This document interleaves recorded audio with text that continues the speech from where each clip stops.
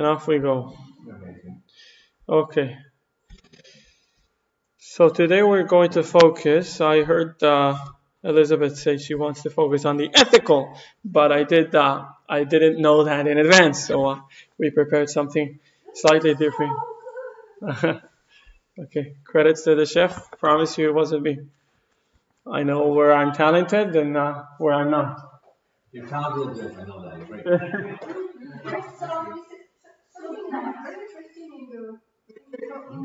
Oh, I got some. Thank you. In the Torah, something very important I found is the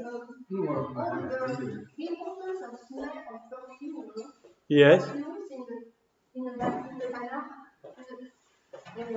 perfume. Yes. Perfume was really important. I brought 4 quotes from the Tanakh about it, so yeah.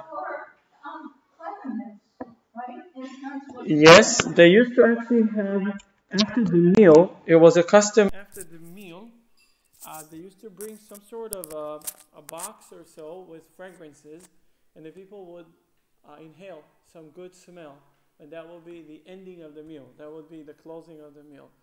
There were a few customs back then with regards to smell, but really, like we wrote earlier, we'll try to focus today on something that's quite astonishing when reading about the Holy Temple and the work that was done there, and we can see something that God describes as something that derives him great pleasure, reach nichoach, the great fragrance, the great smell.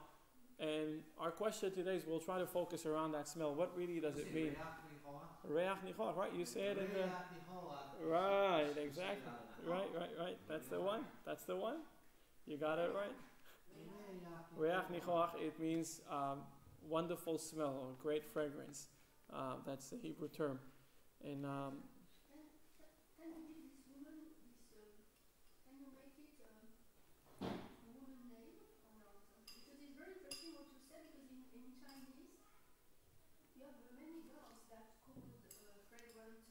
Really? Fragrant, good fragrance. I have yet. For woman, it's a very common name. Femme, which means. Really, I have yet to encounter a name that means smell. Let me try to think of something, or whether good smell, great smell. I mean, you could name people after different things that make smell, like myrtle, hadass. A flower, right? There's several names of flowers that are brought, or whether the noun smell, whether that appears. I need to think. There's very modern names. I was just visiting someone. They told me their granddaughter has a name. I never heard that in my life. So I know names are always changing. So yeah, I'm not sure I know everything. Anyway, so we'll focus today on one of the most interesting services of the Holy Temple, the work of the incense. The incense was made out of some sort of a secret recipe, and it was spreading, of course, beautiful smell. And we're going to see that it was highly important by God and by the Jewish people, by the high priest. This was the only thing the high priest did in the Holy of Holies. When he entered on Yom Kippur, he entered the Holy of Holies, and what did the only thing he did? He offered the incense to God. So we're trying to focus around it. What does it really mean? Why does God need our perfume, so to speak, our fragrance, our good smell? Wait. You only offered fragrance to the Holy Holies once a year on Yom Kippur? Yeah. Fragrance? Yeah. He was brought it a lamb totally. or something like that? No. All the offerings were done outside. In the Holy of Holies, he just brought the little...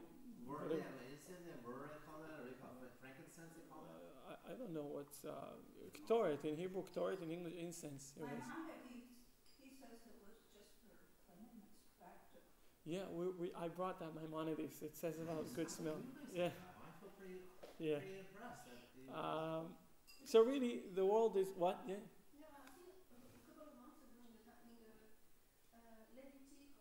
or the Deuteronomy, I read that actually the formula for the incense to be burnt in the temple was secret, and it was forbidden for anyone who is not a priest to use it. You can be executed. It was a very... Not executed by people, but it was like what is called a pending death penalty. Things that are violating the secretness, then that person is liable, not by human, by God. God has His ways of coming to. It's very mystical. It has a lot of mysticism in it. We don't know. I mean, we know the names.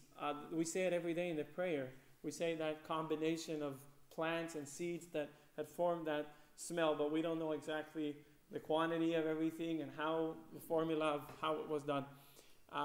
So really, the world offers, desires for everything. Everyone has enjoyment, and there's one organ in our body that is in charge of the smell. The nose. The nose is usually producing this. It's not only what you eat, you enjoy it. Pheromones? The what? Pheromones? What pheromones? You're nosy. Yeah. When you eat, your taste buds are tasting it, and then you digest the food. But with the nose, it gives you. Sometimes you could smell. You could go, and it will create a whole world in your imagination, in your whole. And the perfume industry, I just read about it. It's a very big industry. It's $40 billion a year. The perfume industry. You're in the wrong industry, Richard. I'm thinking about changing it. And the Talmud defines the smell. The Talmud says as follows. This is a quote from Brachot. Rav Zutra, Baal Tuvia said, the Rav said, from where it is derived that one recites a blessing over scent, as it is stated, let every soul praise the Lord. He explained the verse. What is it from which the soul derives benefit, and the body does not derive benefit from it? We must say that is scent. Even over items from which only the soul derives benefit, one must recite a blessing and praise God. So the smell, apparently the body has no change in it. There's nothing, but it's more of a spiritual, as Demery said, it's kind of a mystical type of experience with regards to inhaling, with regards to smelling a good smell. Some people call it, when they walk into a place, they have this, it smells good. Not necessarily it smells, but it smells good. People say, oh, it smells like blossoming, right? And not necessarily you can define that type of smell. You can't put it into a perfume bottle. And people know that smell also causes less tension. You put those fragrances in the car. You hang it from the car's mirror, and it was proven that it helps reducing tension. You go, it's traffic, it's crazy, people are cutting from all over this. I don't know, in Israel it's like that. In Taiwan it's also like that. But it helps reduces the tension. It helps the stress, right? The Egyptians used it for healing. Right. Absolutely. And when someone faints, so giving him something very strong to smell could bring them back. Yeah, it's made with ammonia. Ammonia, right. Yeah, right. Oh. Yeah. From my heart.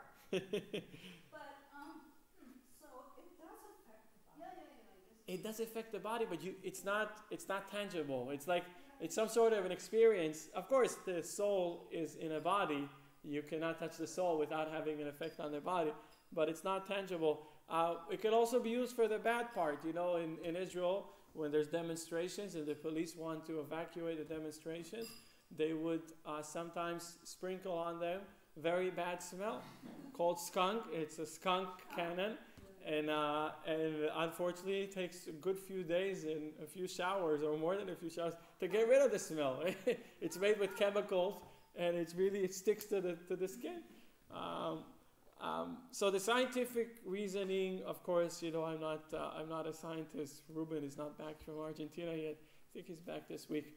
And we know that in the first sin recorded, the sin of the tree of knowledge, that Adam and Eve ate from the tree. So we know there were 4 senses involved in that sin. There was first the hearing. Eve heard or listened to what the serpent told her, and then she looked at the fruit, and the fruit looked very juicy and very attractive, very appealing. She touched it, because the snake said, touch it and see that nothing would happen, and eventually, of course, they ate from it. But there was no smell.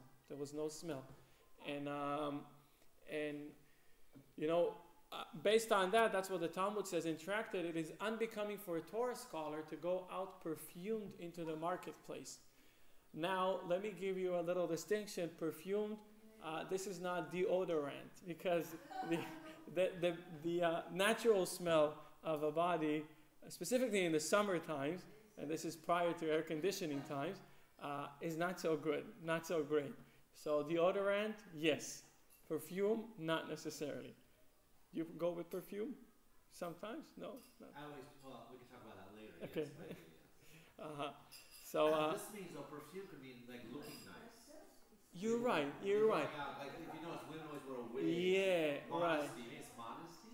But it's a literal translation. It does say perfume, but what you're saying is mentioned somewhere else. Yeah. You shouldn't put too much into yourself, into that external appearance. When you're not shopping. Yeah.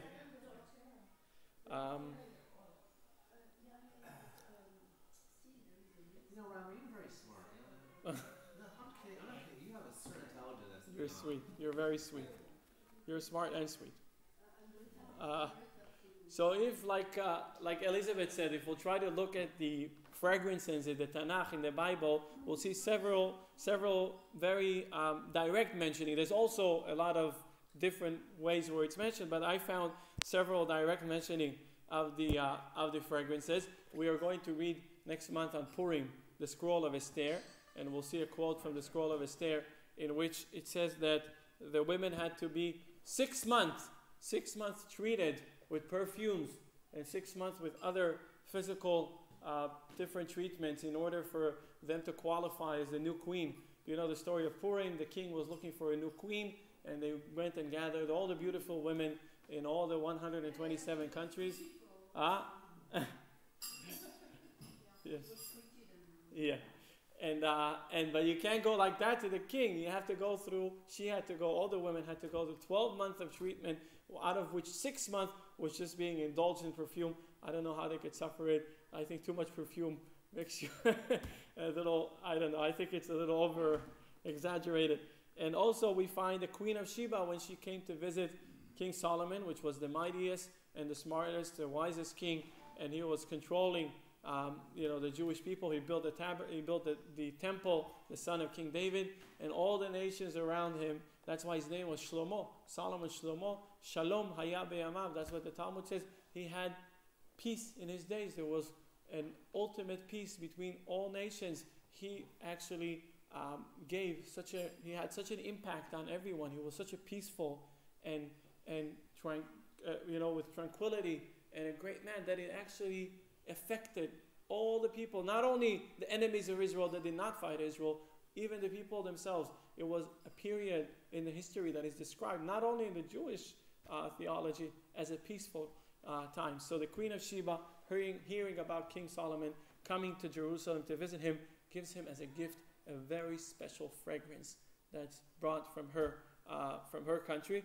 And of course, we've encountered that when Joseph was sold as a slave, and the caravan that came to pick him up, usually they used to bring oil and they used to bring other things that were not necessarily such a great time, but Joseph, a miracle was made by God, and that very day the caravan was actually holding and carrying perfume.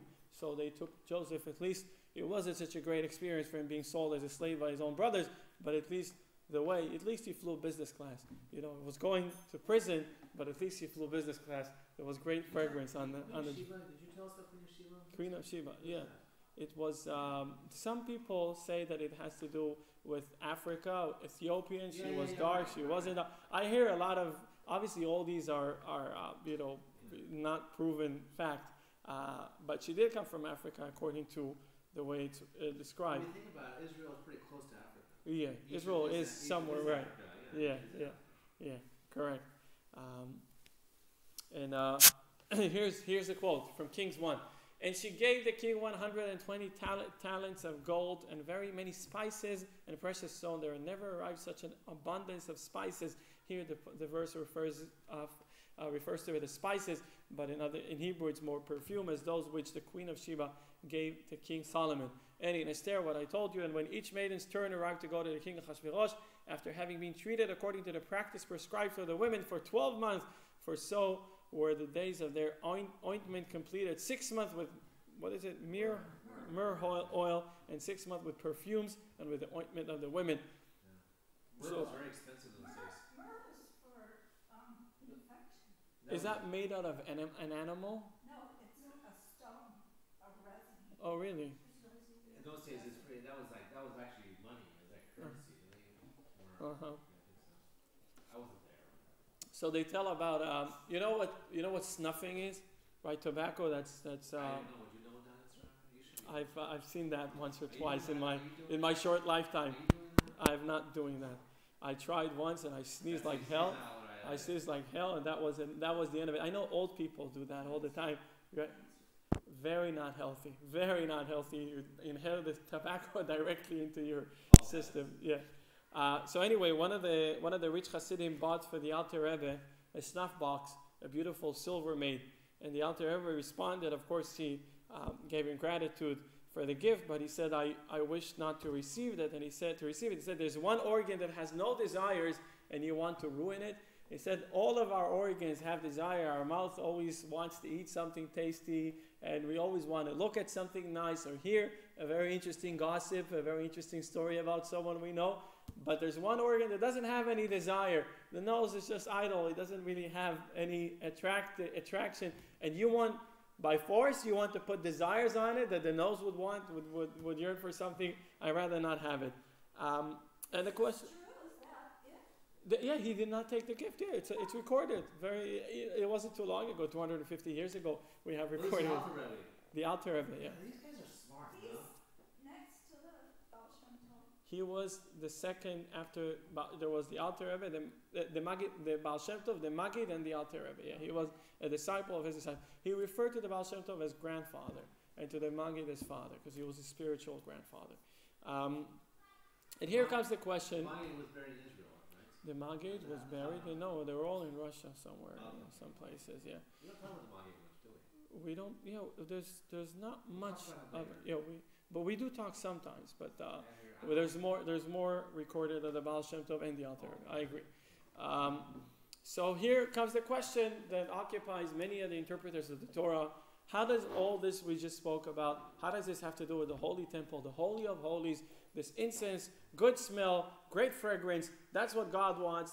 That's what God yearns. How does this really have to do? And really, does really God derive pleasure from a physical smell? We just said it's a spiritual thing. It has to do with the soul. But still, how can we really relate that to God? And in our weekly portion, the portion of Tezave, is the second portion that speaks about the description of the tabernacle, the building, the actual structure, and everything that it had inside. Right? We spoke last week about the altar outside. We spoke about the menorah. We spoke about the table. We spoke about the actual structure. What is it made of? It was, mind you, this whole production was portable. They had to do it in a way that it could be disassembled and reassembled, because they journeyed through the desert for 40 years. And as soon as they camped, there was a group of people that was their responsibility. As soon as they camped, within several minutes, everyone is at their post and everyone knows exactly what they're doing. Some of the camp was for 20 years or 15 years. Some of the camps were for one day. Would you imagine camping for one night, building this tabernacle, and the next morning, how did they know? There was a pillar of smoke. There was a cloud that was going with them. As soon as the cloud descended, they realized they're supposed to stop. This is in the middle of nowhere. There was a big group of people, and they had to stop. This was a place to call home for the next who knows what. And as soon as the cloud ascends, they realize it's time to go. It's time to move on. So this whole structure, with all of its vessels, all of its tools, was portable. Everything was done in a way that they could be taken apart. I have a question, but it's not a stupid question. Yes. It's a real question. Yes. So the tabernacle is where the binyan would take place. They do the Birkat HaShachar, or things like that. What was the purpose for this tabernacle? Are they carrying the Torah in the ark? In the ark? Is that what it is? Well, the ark contained the tablets, Yes. and the ark contained the jar of manna, and the ark contained the stick of Aaron that was in the ark, and the stick, Aaron's stick. They get branches of, or the story of Korach, that he wanted to challenge Aaron, and then it was an almond tree. Anyways, what I'm saying is prayers were not yet introduced the same way as we know them, because they had offerings. So in the tabernacle they had offerings. it wasn't a place where the minyan was holding. The minyan could be held elsewhere, but this was a place where the divine presence was, and therefore people would go in. Those that were qualified, those that weren't qualified would go through, to a certain place. Israelites, Levites, and priests, of course, and then they would pretty much communicate with God through bringing offerings and everything else that had to do. The Temple Mount was the permanent location. Correct. So for 40 years you're wandering around. Exactly. Even when they entered Israel, they still didn't build a temple. Mind you, this was only King David's son, King Solomon, that built the temple. So we had all the time from Joshua through all the judges that went through, Right. and then King David came, and then King Saul first, and King David, and then he finally managed to establish Israel, Judea, as a kingdom, as a united country, and then his son Solomon was the one to build the temple. So it wasn't, even when they entered Israel, they were still not having. Still wandering. They actually, there were a few places. One is Shiloh and Nov and Givon. There were a few other places where the altar was built and people used to bring offerings on. So what is that incense? We said earlier the incense is made out of different plants from different locations around the world. It was actually quite complicated to source all these things. It wasn't just locally made. They had to bring it from other places. And in fact, when the priests in the morning, every morning they had a raffle of who is going to get to bring the incense. Why is it so?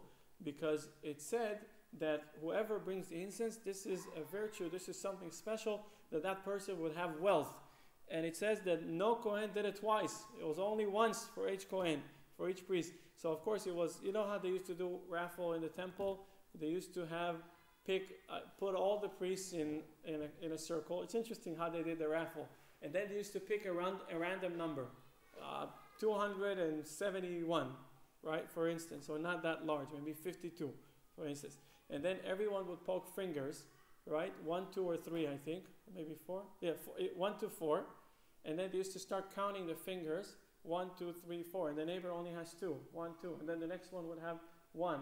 And then each one would poke as many fingers as they thought, but they had to remain with the same amount of fingers.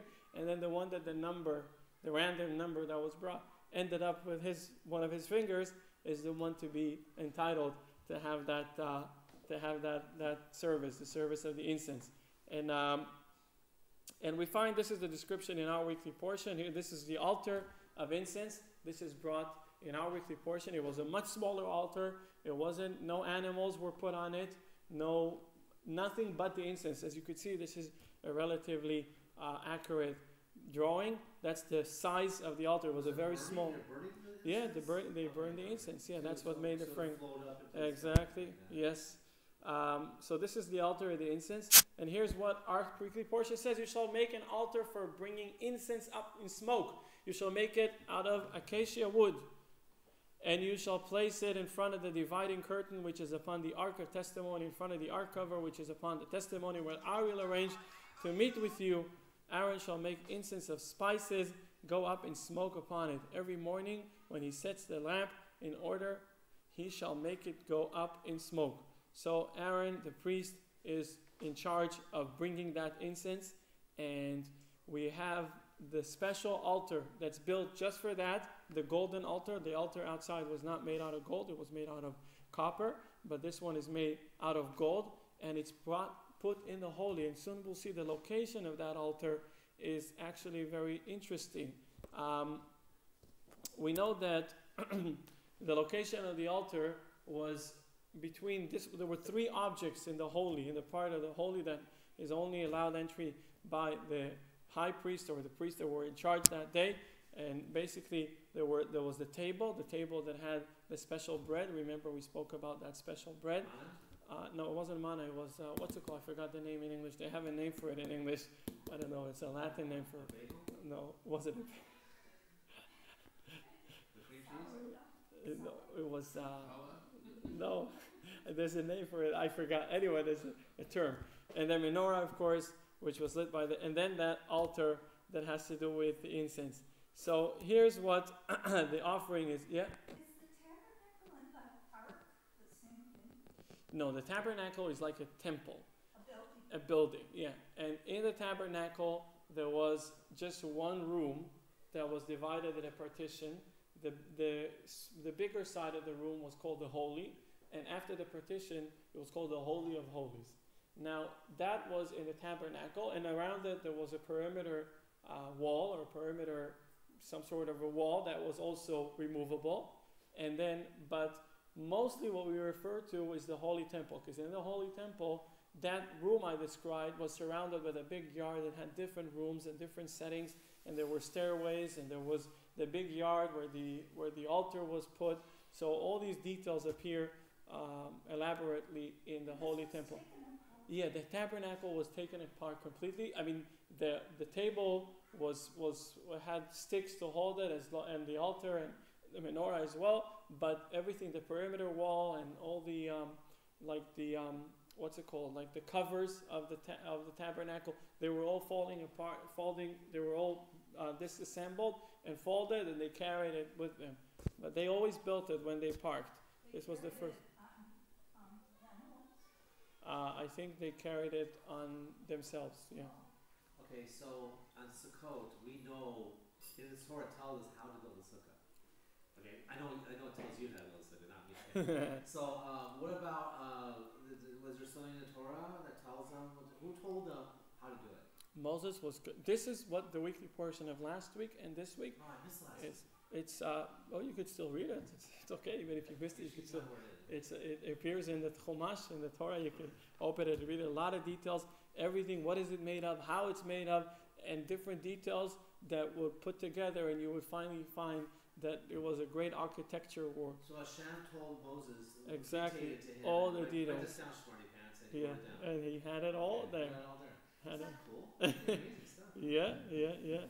So here's the offering of the incense. We have, this is said last in the Torah. The Torah describes the tabernacle, as I said, everything from beginning to end. And in the end part that appears in our weekly portion, we started last week. Last week was completely all about the temple. And this week also all about the tabernacle. And the last portion in our portion, the last piece, speaks about the altar for the incense. That altar, that special altar, that small size, made out of pure gold. So it's said last.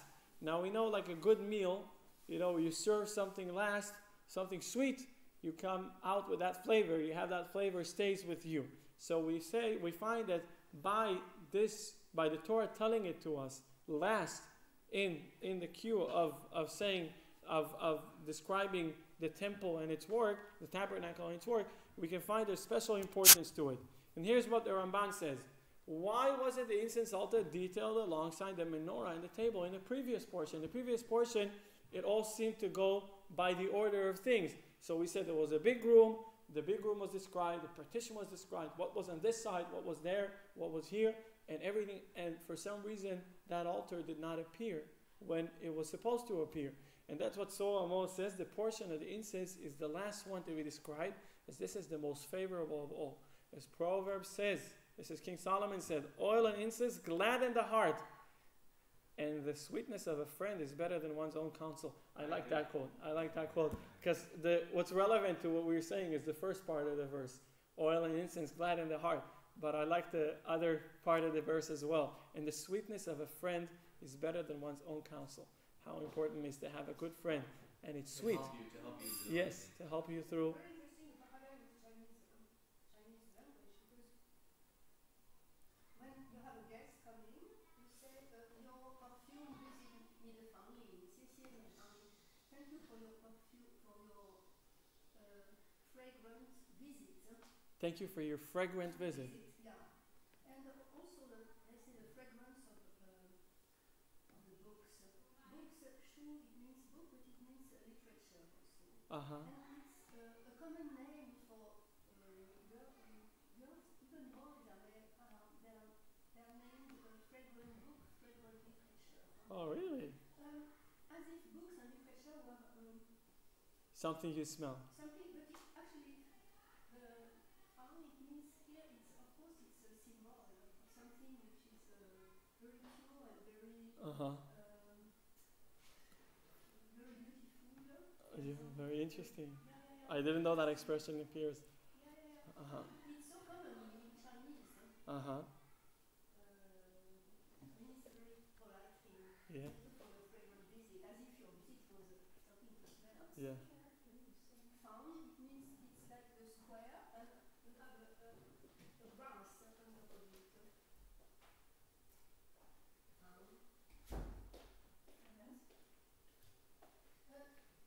And also, you said the sweetness of a friend. Yeah.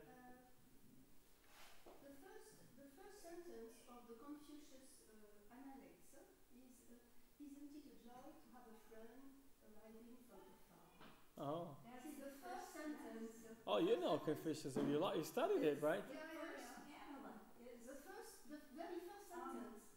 Happiness is How happy a friend meeting old friends and catching up on what you've been doing. Oh, okay. Well, King Solomon said that. I don't know who was first, but No, but it's interesting. yeah. I think there are many actually. Parallels. Yeah, between the Chinese, ancient Chinese culture Yeah, and yeah. English. It's not a contradiction. It says, our sages say, "Chokhmah b'goyim ta'amin." If you see wisdom in the nations, you could adopt it, you could believe it, you could take it. Torah b'goyim al ta'amin. Torah in the nations, theology is kept for Judaism, for Jewish people. For Jewish people, you keep the Jewish theology.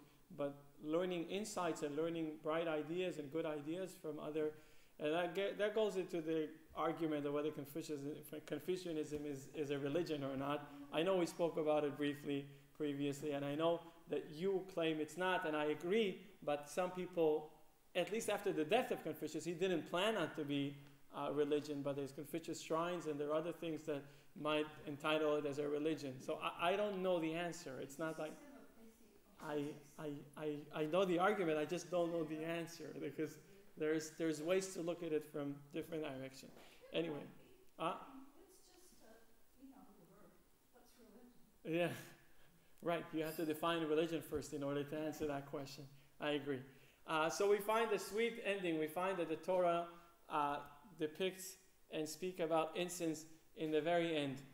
And what's the second detail we have about incense? It is done inside the Holy of Holies. And here is the only thing that's in the Holy of Holies. Here's what the Torah brings.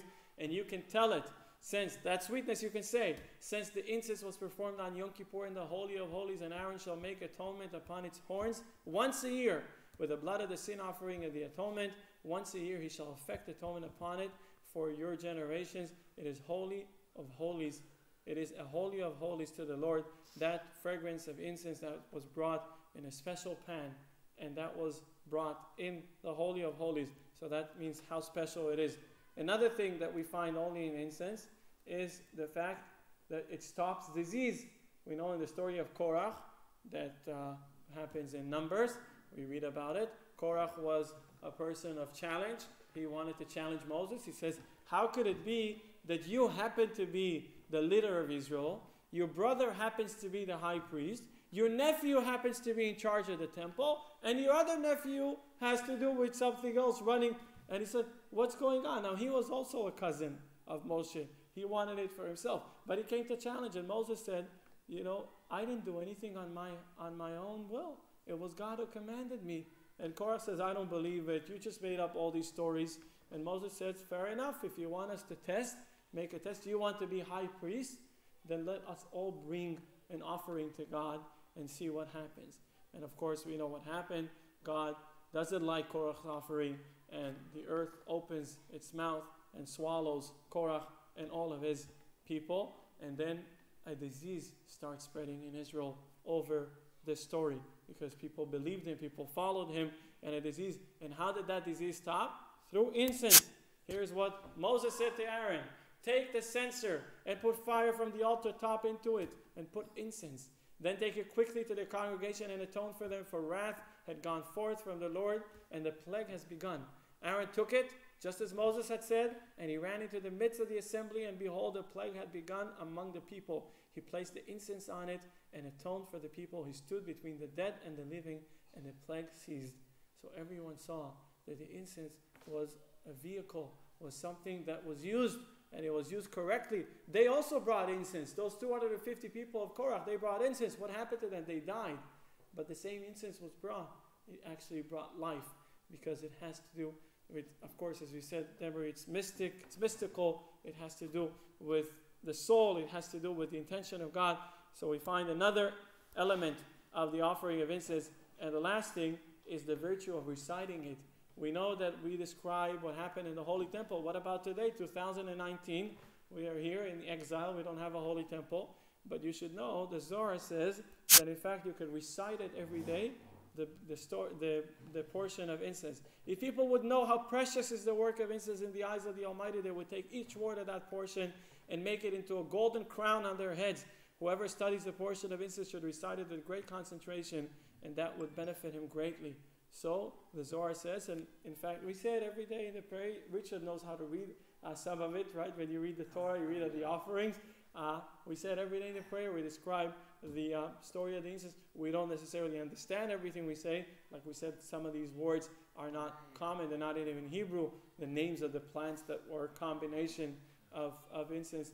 But we say it, and the Zohar says if we really understand it, it can actually benefit us greatly. What's that mean, Ishe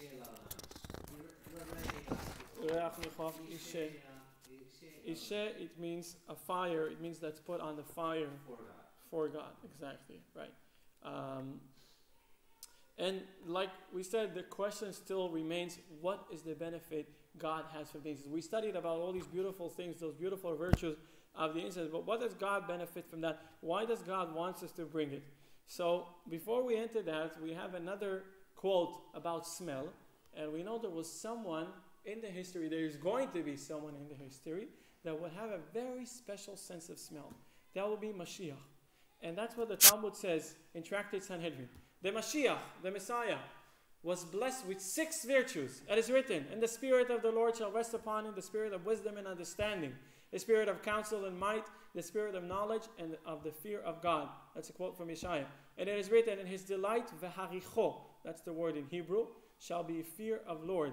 And he shall neither judge after the sights of his eyes, nor decide after hearing of his ears. Rava says that haricho, what does it mean of that word? What's the meaning? Teaches that the Mashiach will smell the morach and then judge on that basis, sensing who is right.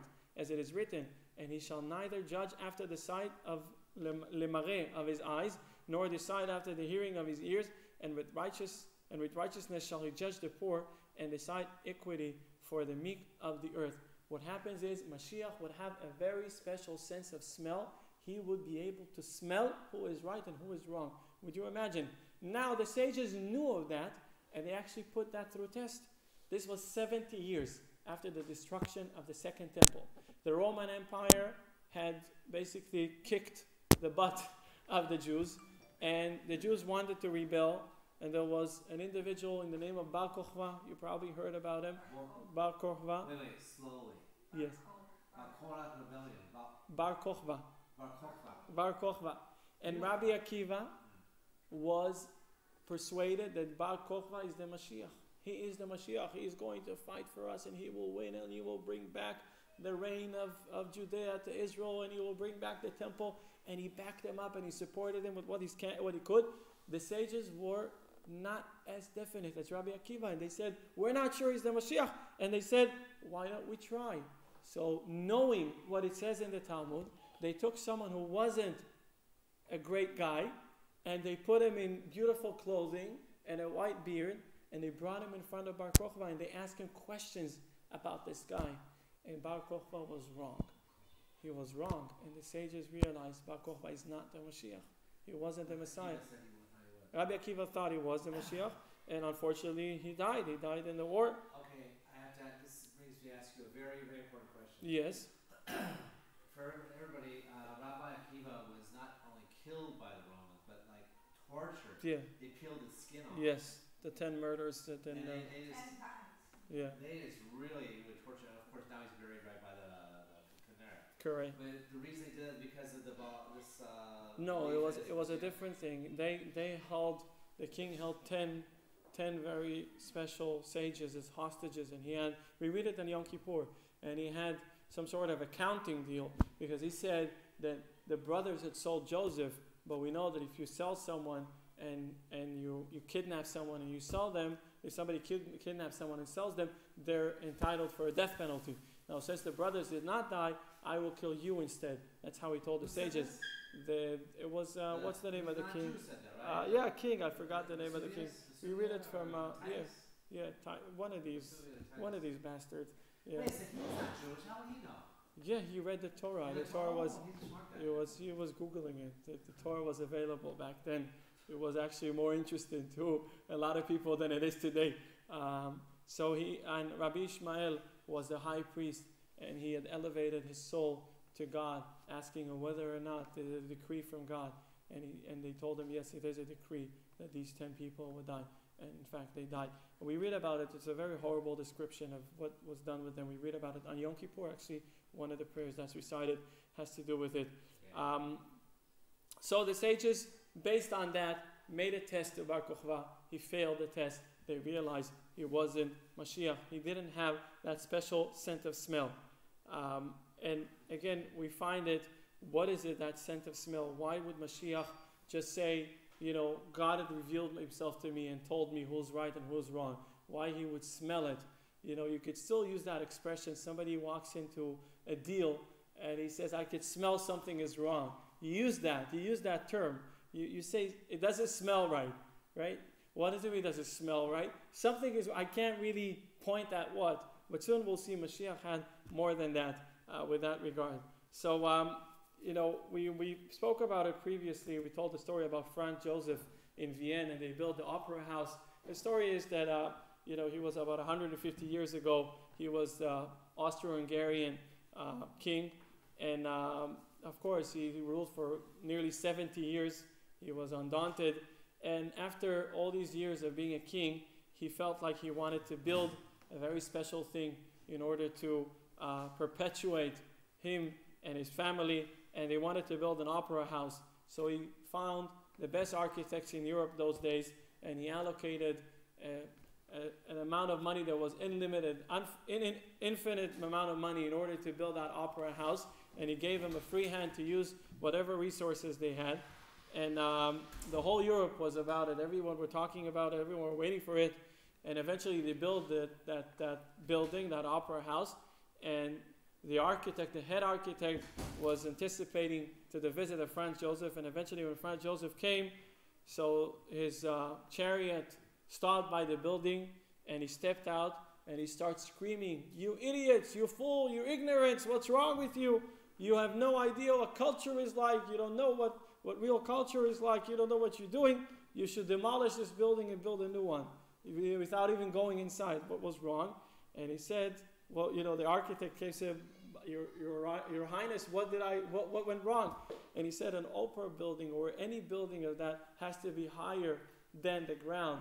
And I want people to go through 100 stairs until they get to the opera house. I want people to feel like they're elevating. I want people to feel like, if you compare it today, so after 20 steps, their shoes are already not so dirty from the mud down. And after 20 more steps, they realize maybe they should put their phone on silent mode. And after 20 more steps, they realize maybe I should turn off my phone altogether because I'm going to hear some nice music and I don't want to disturb anyone. So you imagine, this is something that he wanted to have. And really, we spoke about it last time when we quoted that. We spoke about the Holy Temple. Why did God ask us to build the Holy Temple? And we explained that God wants it for us, not for him. He wants us to have an experience of elevating ourselves. He wants us to have a certain time and a certain place that we could go and disconnect from everything else we do and completely indulge ourselves in spirituality. And it's just like going on a walk in a park or in a beautiful weather or in a nice scenery. The nice scenery actually makes you uplifted. It brings you a good mood. It brings you into you could actually think of ideas more openly. You could get to conclusions more brightly. And that's what it does to you. Yeah, it's same also in Chinese culture. The temples, the most famous Buddhist and Taoist temples, lies in mountains. And mountains. And you have to climb a long, long road. You see that in Chinese Uh-huh. mountains. Yeah. You have to go for hours because by the time you arrive, your body and your mind is clean Uh-huh. from Yeah, it's a famous tactic. activity of the world. And actually, the monastery or the temple the start of a sect. Uh-huh. Any sect in Buddhism and Taoism is called Shanto. Shanto. Shanto, it means Shan mountain, right? It means Shan is mountain. It means the top of the mountain. Ah, top of mountain. Yeah. Wow. It's Interesting. because it's always, and also God always speaks to the prophets, mostly on mountain. Oh, not necessarily. There were some incidents on the mountain, but not necessarily. Moses had to go encounter God on top of it, but God spoke to him like he speaks to, like we speak to each other. He was everywhere, wherever he was, he could communicate with God. And that's what Sefer HaChinuch brings as the reason. It is also from the roots of this commandment, the commandment of incense, to aggrandize the glory of the temple and to have its loftiness and awe upon the face of every person. It is known that a good smell is a thing that the spirit of a person enjoys and desires, and it draws the heart much. And the smell of the incense was the best that can possibly be made by a man, to the point that it was said in the Mishnah they would smell its smell at the time of its burning from Jericho to Jerusalem. Would you imagine? They actually smelled it from Jericho to Jerusalem. That's quite of a distance to have a smell. And it was so powerful, so uplifting. Once more, I can understand that because sometimes when you have some trees which are fragrant, some blossoms which are fragrant, the wind sometimes can carry the fragrance, right? Yeah. Right. And also in Chinese culture, the fragrance which is the most respected because of its spiritual, it's the fragrance of plum blossom. Plum blossom. Which blossoms in January usually in cold weather. Uh-huh. And when all the other flowers are died or whatever, it blossoms in the middle of winter. Uh-huh. And plum blossom is a name that can be given to a man or a woman. It's a symbol of elevation of heart and spirituality.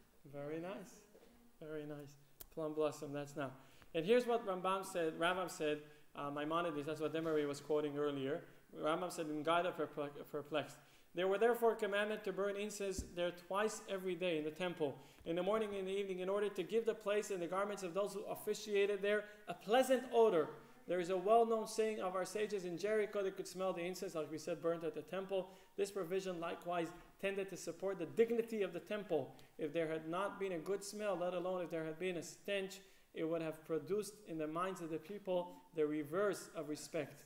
For our heart generally feels elevated, just what Elizabeth is saying, in the presence of a good odor. You see, that's why Maimonides says, and it is attracted by it, but it abhors and avoids bad smell. Whereas Rabbeinu Bechaye, contemporary of the Rambam, said, I would strongly disagree with Maimonides. How can we explain such a holy work with such a weak reasoning? Rabbeinu Bechaye says, no, it can't be that God's the instruction of putting that good smell is just for us to have a good smell. There must be a deeper meaning to it. I think for me the meaning is that it's being carried by the air, by the wind. Mm-hmm. And good fragrance, for me it symbolizes the elevation, spirituality of the heart, and it can be carried very far away. Mm-hmm. And it always goes up. Right? Always goes up, right? It doesn't go down. Is there a separation in the human? Because Rabbeinu Bechaye. No, the human area. Why? Because of course humans are attracted to good smell. Right. We're doing this for. Right, we're doing. Eventually, we'll see that Maimonides was right. It was for God, but it was also for us because what we could get from it. It's connection. Which is very precious. Like in People meditate. Yeah. and before writing literature or calligraphy, Yeah. scholar would light incense. We'll put incense, right? Because it will purify a room Uh-huh. and also elevate his heart and detach it from impurity. The reason for Rabbeinu Bechaye's argument, he says, if you want to spread good smell, why was that altar of incense put in the holy in a closed room that has no access to anywhere? You should have put it outside. The smell is a symbol of elevation of the soul to God, and of Right. Yeah. No. We'll see soon. Eventually the smell did come out. A good incense, you can smell it from. Yeah, but technically it was done in a place that wasn't a smell. Anyway, the Rebbe of Belz is called Sar Shalom Rokach, the Sar Shalom Belz. The people used to testify that he had that smell, that type of smell where he could smell things that other people can't smell. And there was once that he came into the Beit HaMidrash, he came into the yeshiva, and he starts smelling, he starts sniffing, he says, "There's something, someone is here. And they took him towards where he thought the smell was coming from. He was actually the fourth Rebbe of Chabad, but he didn't look like a Rebbe. It was the son of the Rebbe, but he didn't look like a Rebbe. He looked like a businessman, because he came on a mission, but he looked like a businessman. And everybody said, "Oh, this is a nice individual, nice man that came from afar to do business." But he said, no. They said he's a trader, he's a businessman.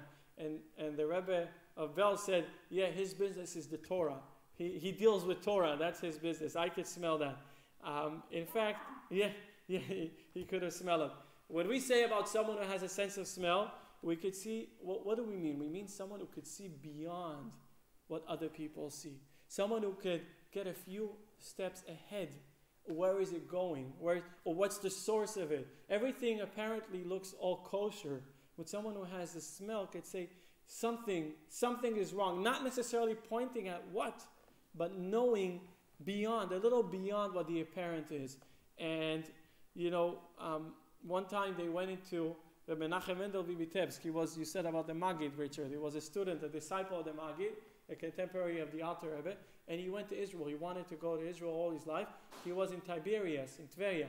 And one time, the Hasidim went into his room and said, "Did you hear, Rebbe, did you hear? Mashiach had come, Mashiach came." So he opened the window. He said, "I don't think so. It doesn't smell like Mashiach is here." He said, it doesn't, the world would have a different fragrance, a different smell when redemption will be here, when Mashiach. It doesn't feel like, he said. He didn't need any reading the newspapers, and he just opened the window, smelled a little bit outside. He says, "I'm sorry, I don't think you're right." Well, do they talk about the smell of Hashem? So there's no smell of Hashem, but the smell we cause to Hashem, and that's what we're trying to do. That incense is as if we're making God smell. So our question was throughout today was, what is it that we say all these beautiful things, but what is it? What do we want to say about God smelling that smell? We say, just like we just said about someone who has a sense of smell, someone who could see beyond things, we want to tell God, we want you to see beyond our actions. We want to, sometimes we're not exactly the way we're supposed to be. We don't really act the way you want us to act. We don't refrain from things we should refrain. We indulge ourselves with things we shouldn't do it. And we're not really perfect. But we want you to smell, meaning we want you to see beyond the screen. We want you to see beyond the superficial layers of ourselves. We want you to see our soul, our essence. And we think about a Jew who had sinned. Someone who had sinned. And he's going to the tabernacle or to the temple. He wants to atone his sin. And this part is happening on the outer side of the holy temple. This is brought in the yard. That's where the altar is. And that actually is to correct the outer part of that person, of that individual. But what brought that person to sin to begin with hasn't changed. In other words, he might be sorry for what he did, but maybe he's not that sorry of how he thought of doing it, or what led him to bring it, to even bring that thinking into realization, or having that thought of the negativity to begin with. What is that, a birthday cake or something like that thing in front of him? No, that's the burial place. That's people davening by his burial place. The Rabbi of Bells. Yeah. The Bells He's are. davening now, right? They're all davening in the burial place of the Rabbi of Bells. So that's why we're walking into the holy temple, in the inner part, because we want God to look into us, not thinking that, whatever is done, but, think beyond it. And really, it doesn't matter whether I did something wrong, but I am a good person. And that's what we want to tell God. In Kfar Chabad, there was a Chassid in the name of Reb Shmuel Puz. Reb Shmuel Puz was in Siberia. In the time of the communists, they sent him to Siberia. You didn't have to do much to get sent to Siberia those days. But of course, the Chabad people did a lot in order to get sent. Unfortunately, many of them never returned. They were spreading Judaism, although this was completely against the regime called Contra-Revoluzione, the people against the revolution. And they were sent to Siberia. and he stayed there for several years, and he met in the camp a Jew from Georgia, from Gruzia, not Georgia in the United States, but Georgia next to Russia, which is used to be a part of USSR in those days. And they became friendly. They became friendly with each other. This fellow was named Abraham, and Abraham was talented in sewing. So in the camp, they put him as a tailor, as a what's it called? Not seamstress. Seamstress is a lady, right? Yeah, anyway, tailor. Sewing. Sewing. I'm sorry, I said sewing. I'm sorry, sewing. Right. And the camp, the officers at the camp used to make clothing for them, and hats used to be special in making hats. So he had slightly better conditions than the other. One time, it was right before Sukkot, this Avraham turned to Shmuel Puz, and he told him, we have to build a sukkah. And Shmuel said, are you Meshuggah? Are you crazy building a sukkah? We came here because we're Jewish. They're going to kill us. You think we're going to build a sukkah right in the middle of the camp? What do you think it's going to be? He said, behind my hut, there's a place between that and the fence, and we can get some leaves, maybe some branches of trees. We'll put, a few pieces of wood. We'll make it into a sukkah that's just sufficient for both of us, so we can eat in the sukkah. That's what he told them. That was the they won't even know. That's what he said. So in the night of Sukkot, they both are crammed into the smallest sukkah they could ever imagine that would exist as a kosher sukkah. You barely fit one of them. Needless to say, both of them were there. And they poured themselves a cup. Vodka was abundant there. That was the drink. They poured some vodka and they said l'chaim with each other. And unfortunately, as they poured the second cup and the third cup, they became a little noisier than they were before. They were saying l'chaim. They might have also chanted a melody of Sukkot. It was a holiday. And unfortunately to them, a person is standing in front of them, one of the officers, and said, you people are gone. This is the end of it. I'm going to go to the head of this camp. And both of you are going to be completely fried. You'll be put in the dungeon and who knows what, drinking alcohol now at night and also doing this Jewish ritual.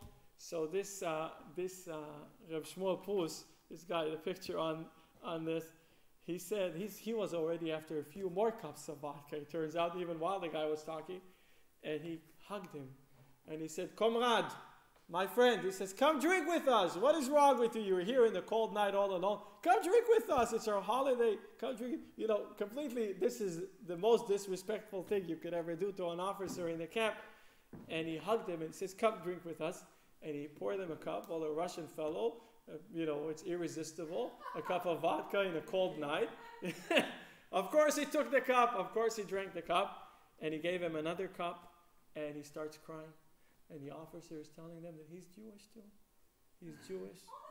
Yes, he's Jewish. And he left everything. He got communist education. He left everything, but he knows clearly he's Jewish. And he starts crying. He remembers his childhood. And he says, I'm going to get us out from here. Us, all three.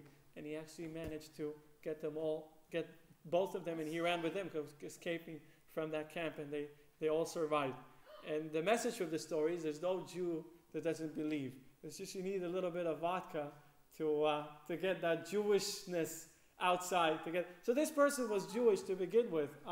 But that vodka, that l'chaim, that hug that was pure, although under the influence of alcohol, but it was pure because I guess Reb Shmuel maybe saw it on his eyes, or something was different with this guy than the other guys, and he hugged him, and that touched his soul. So in fact, all we need is somebody to look into our soul. And that's exactly what we're telling God. Here's what the Tzemach Tzedek says. When doing something wrong, asking for forgiveness for the first time is relatively easy. But when doing it again, forgiveness becomes more difficult. This is because an impression from the previous time is left. The offerings on the temple are to atone for our sins. But even after the atonement, there could be bad smell left. This is why the incense is brought. Would you imagine somebody doing something wrong for you? And then you go and say, I'm sorry, I did it. And he says, okay, I forgive you. He forgives you, but it's not as if this never happened.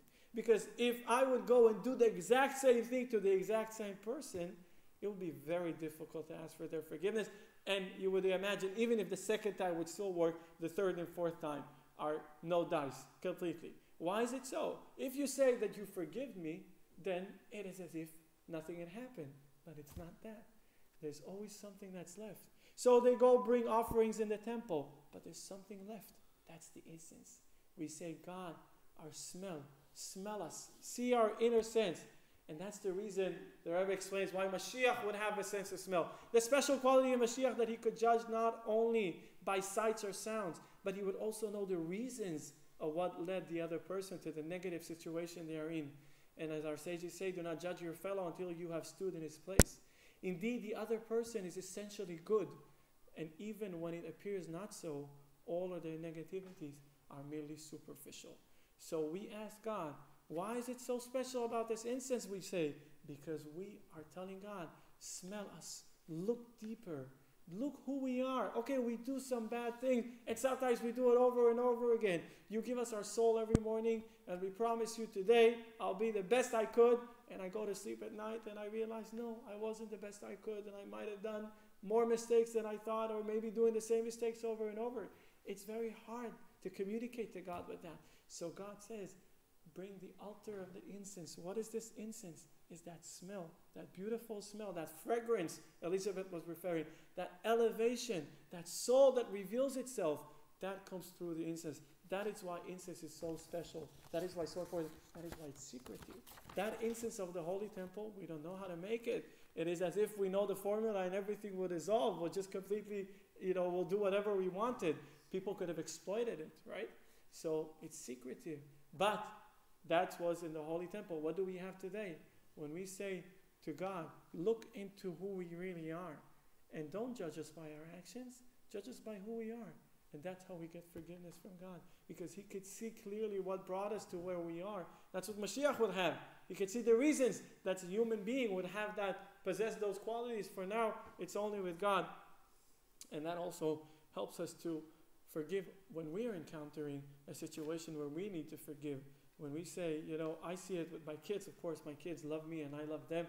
And they're all my world. But sometimes they do very silly things. And sometimes I say, don't do that. And they still do it again and again. It becomes a little more difficult. But it's possible because I know who they are. I love them to their essence, to their core. And they love me. So that's how we need to refer to other people as well. It's hard to refer to people as your parents or your children. But brothers and sisters is definitely something that we are all having. So just to touch upon what you asked me, Elizabeth, last week or the week before, why do I stress about helping Jewish people, supporting Jewish people? Eventually, we are brothers and sisters. The nations, they could be wonderful people, but they're not the same like we are because we are one family, one nation, one people. So our priority, of course, if we could help, we should help everyone. But prioritizing, I'm not saying never help a non-Jew. On the contrary, if you have the possibility, like you did a wonderful, noble act, you contributed a whole school for children who would not be educated otherwise. This is a beautiful, noble act.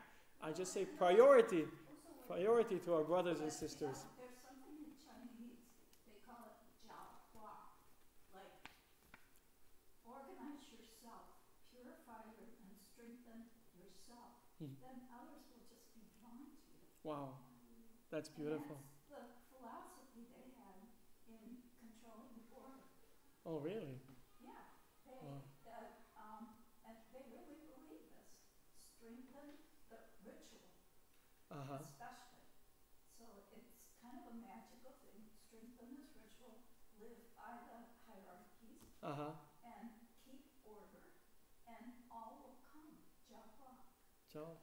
Interesting. And also, I think that there is a tradition in the 20th century that in China and among Chinese people, when you have meditative society, you must give back. So up to 20th century, when someone has made money or fortune, you go back to your village, Your village. to your village or your sultan, and you build schools for kids. You build schools for kids. Yeah, that's beautiful. And you build a bridge because in your village there is this stream and there is no bridge, so it's still very much Yeah, absolutely. You have to start by Supporting your surroundings, your neighbors, your place, birthplace. What's the Hebrew word for incense? Ktoret. Ktoret. Could you do me a Ktoret. favor? K-E maybe. T-O-R-E-T. Ketoret. And in fact, it has a meaning. In Aramaic, it means bond or connection, because it's an inner bond we have to God. Can I Yes. ask you a favor? Sure. Can you go back to the picture of the priest going into the Holy of Holies? Yes. And there's a... This one? There's, can you give me a second to... Sorry. Okay, can you tell us what's going on? Obviously, he has the incense, okay? Yeah. We see those are idols, aren't they? Those little like birds, aren't they? No, Idols? those were called the keruvim. Keruvim were an image of babies. They were made out of pure gold. This was the cover, the lid of the Holy Ark, which we said that had the tablets. They were made out of pure gold, and the high priest would have a peek at them, putting the offering. He would see if their face are aligned to each other.